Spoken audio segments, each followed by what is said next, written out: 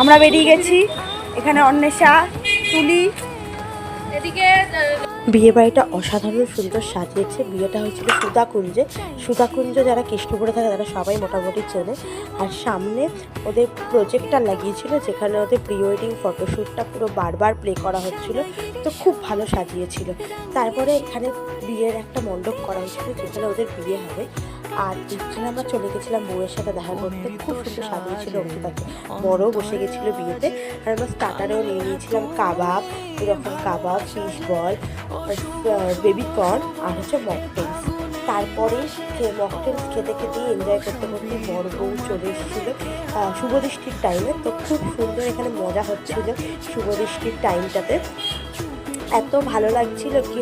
আর এটা দেখতেই পাচ্ছ দুজনকে কত উঁচুতে তুলে দেওয়া হয়েছিল। তো নেক্সট ব্লগে থাকছে পরের পার্টটা। Bye bye.